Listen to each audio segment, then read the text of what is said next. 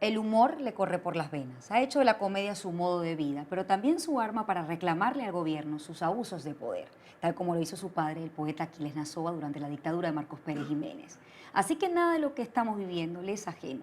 A los 6 años vio cómo a su padre lo esposaban y lo expulsaban del país por ser incómodo para el régimen. Por ello, hoy más que nunca, defiende el uso del humor no como una vía de escape, sino como una manera de pensar sobre lo que nos ocurre como país. Claudio Nazoa es nuestro invitado esta noche. Pero pan de jamón sin aceituna no es pan de jamón. ¿Y no lo puedes rellenar con chaparra? No, sí. Samo, ¿y cómo se llamas tú? ¿Yo? Sí, ¿cómo se llamas tú? Claudio Nazoa. Chamo, Claudio Nazoa, me suena ese nombre. Samo, Claudio Nazoa. Claudio Nazoa. ¿Dónde nació usted? Yo nací aquí en Caracas y soy humorista y cocinero.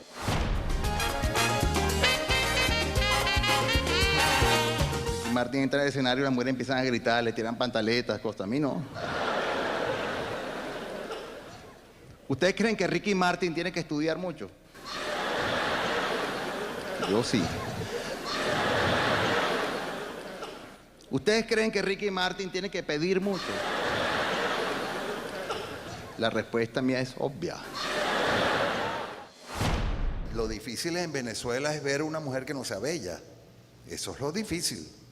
Encontrarse una mujer fea, eso escasea. Cuando aparece una fea, la gente está al borde. ¿Dónde estás? Allá, mírala. Se está pudriendo de fea, dice alguno por allá. O sea, porque es raro verla.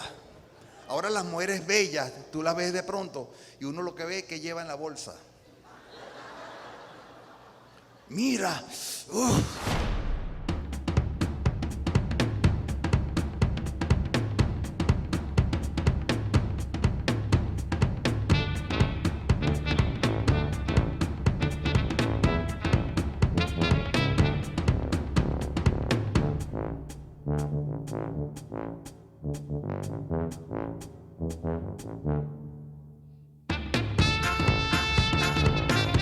Claudio Nazoa es mi invitado esta noche. Buenas noches y bienvenido, Claudio. Oye, buenas noches, muchas gracias por esta invitación.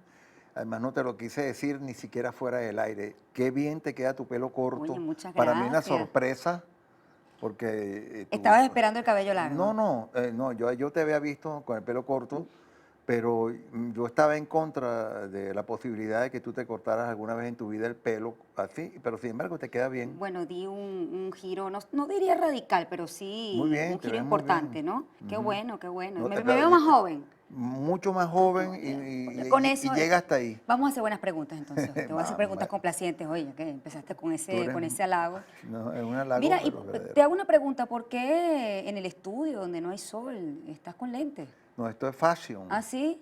Esa es Sí, parte pues, de tu estilo. Claro, yo ahora me los quito para que la gente vea mis hermosos Sí, ojos. sí, me gustaría ver a la cara, es muy importante la Claro, entrevista, ya. la conexión. A ver si estoy diciendo la verdad. Sí, sí, sí. A Bueno. ver si luego te pongo, cuando te quites los lentes, te pongo allí en esa pantalla. Ok.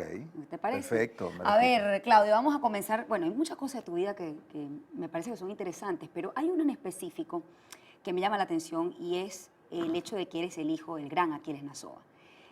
¿Te fue difícil construir un nombre propio por ser el hijo de Aquiles Nazoa? Mira, claro que sí, eso fue muy difícil, ¿no? Ya yo me lo he quitado. Pasa que mi papá se murió muy joven, lamentablemente, antes de que yo fuese un poco más conocido. Y yo le decía a él, mira, a ti algún día te van a preguntar, ¿tú eres el papá de Claudio Nazoa? No te lo preguntaron a lo mejor en ese tono, pero sí es difícil, ¿sabes? Es difícil cuando, sobre todo que en mi familia somos varios y yo el único que se fue por esta vida del arte y del teatro y de la escritura incluso que yo hago, fui yo. Entonces es inevitable que la gente te diga, trate de comparar lo que tú haces, que es totalmente diferente que lo que hacía mi papá. Y entonces la gente ya no pasa tanto porque ya yo me abrí un espacio en mi vida que la gente sabe que ese es mi espacio. Eso es lo importante, tener un sitio que la gente te identifique con ese sitio. Pero para ti fue un orgullo, una carga, una responsabilidad. No, nunca una carga, jamás. No, para mí fue tampoco una responsabilidad, porque yo siempre he sido muy irresponsable. Pero fue, sí, un orgullo, pero fíjate, yo a veces le digo a la gente, yo soy hijo de una persona llamada Aquiles Nazoa, que es y fue mi padre, por lo cual le agradezco la vida y me siento orgulloso de que sea mi padre, porque fue un buen padre. Y además lo admiro como lo que él es para el público, un gran escritor, un gran comunicador, una persona como maravillosa como lo que fue. Entonces son doble admiración, ¿no? ¿Cuánto hay de él en ti? Bueno, para empezar, mi apellido. Ujú. ¿Ah? Más allá de eso. No, yo creo que yo aprendí de mi papá, fíjate, yo aprendí de mi papá la fantasía de vivir la vida como un gran juego, pero a la vez siendo, bien, me voy a quitar los lentes Ahí para está, para que vean que es verdad. Yo creo que puede competir esos ojos para que estén ahí Ya en con los en la tuyos es pantalla, ¿no? imposible. Sí, sí, Pero eres un buen cónchale, candidato, me gusta más así. esos ojos tuyos, vale. Mira, no, pero de mi papá también aprendí que hasta en la adversidad, mi papá yo lo vi muy pequeñito cuando tenía 5 años, que iba a ser expulsado a Bolivia por el gobierno de Pérez Jiménez, la anterior dictadura. Y entonces yo me acuerdo de mi padre esposado, y yo no entendía, un niño de 5 años ve a su papá esposado, ¿qué puede entender? Y mi papá se despidió de nosotros, pero yo desde ese momento, yo algo decía en mí, que mi papá no está derrotado, mi papá está firme. Y eso fue una cosa que también uno la aprende, ¿no? En la adversidad no sentirse derrotado. No, muy poca gente, cuando se habla de los presos políticos, se pregunta las consecuencias que eso trae para la familia. ¿Cómo tú viviste el hecho de que él estuviese preso por pensar diferente? Y sobre todo, Claudio, que tú a esa edad y en tu crecimiento entendieras que pensar distinto no era un delito. Fíjate, nosotros, como te digo, en los años, cuando Pérez Jiménez, en el año 56, yo era un bebecito todavía. Mi papá se fue a Bolivia expulsado por el gobierno de Marcos Pérez Jiménez y nosotros a los 6 meses nos fuimos allá en una situación terrible de exiliados. Y pues la familia, y eso es lo bonito. Yo nunca fui infeliz. En mi casa, aunque no había dinero, nunca pasé hambre. Nunca dejé de estudiar, nunca dejé de tener cosas importantes, a pesar de esa adversidad tan difícil como que era que mi papá era un perseguido político.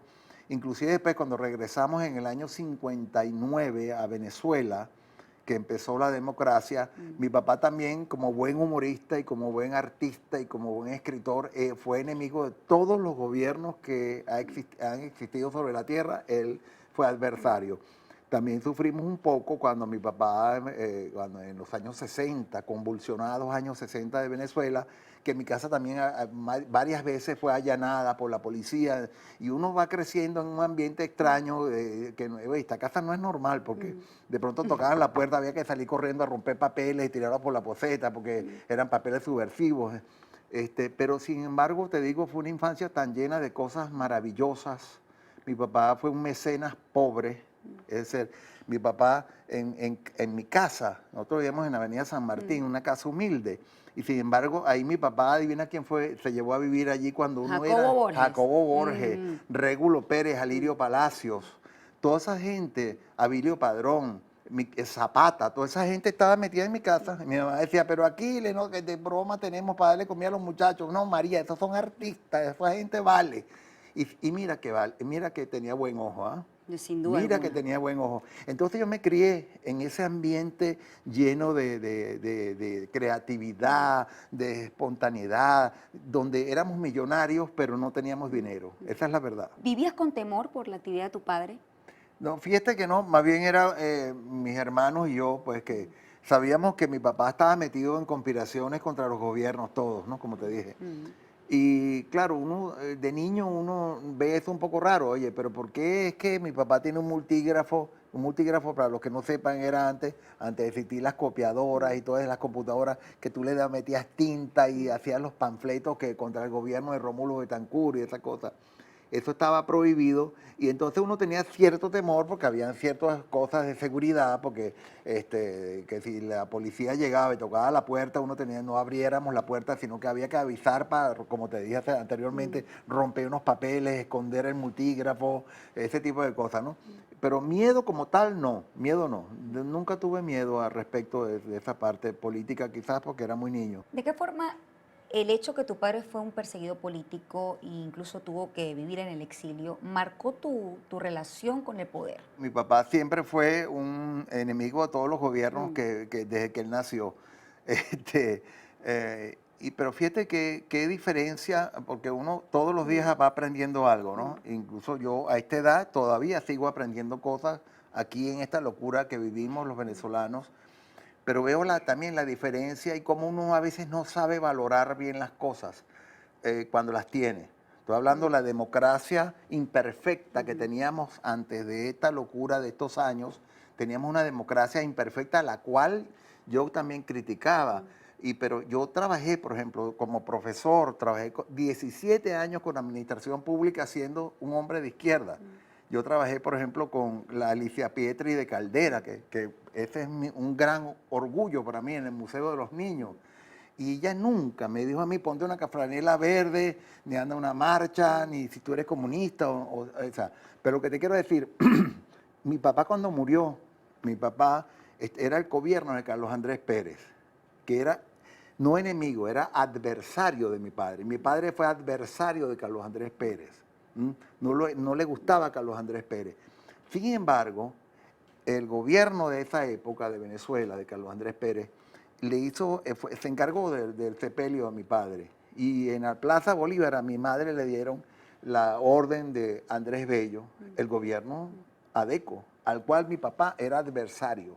Eso ahora es imposible. Tengo entendido, Claudio, que en tu casa comían comunistas, adecos, copellanos. ¿La democracia civil era perfectible o tenía sentido lanzarla al olvido en 1998? Eso me lo vas a responder al regreso. Hacemos una pausa. Shirley con Claudio Nazoa es el hashtag de esta noche. Usted puede comentar la entrevista a través de las redes sociales que están en pantalla. Ya volvemos.